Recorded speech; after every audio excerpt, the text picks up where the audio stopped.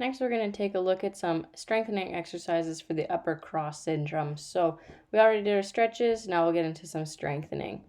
First muscle group we want to hit is our rhomboids. So our rhomboids actually attach our shoulder blade to our spine. So they're the ones that'll stop us from doing that chicken wing movement. To get set up for this exercise, you're going to lie in a prone position, so on your tummy there.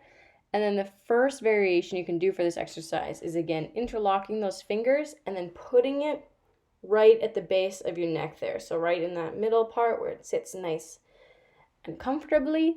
And then you just want to have those elbows flared out to the side, and then thinking about squeezing those shoulder blades together, you just want to lift those elbows off the ground, okay? Another variation you can do, which slightly progresses the exercise, is not interlocking those fingers and just keeping those elbows bent at a 90-degree angle. This brings the lever, it lengthens the lever, so it's farther away from your center of gravity, which just makes it a little bit harder.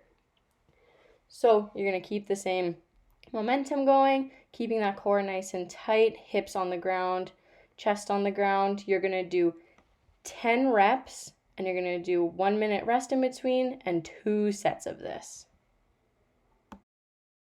Next, we're going to hit the middle and lower traps. So these muscles both do depression of the shoulder blades. So what we're going to do is we're going to get set up as if we're going to do a pull-up, but all we're going to do is the first movement of a pull-up. So you're going to pull those shoulders away from those ears.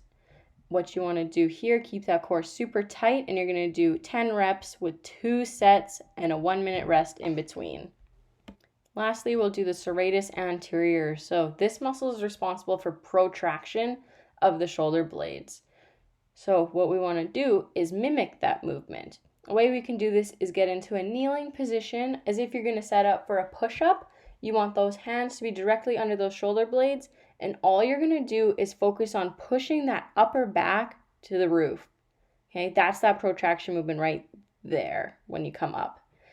So another way you can do it as a way to progress it is from your toes. You do the exact same thing. When you're doing this movement though, the biggest thing is keeping that core super tight and your body in a nice straight line.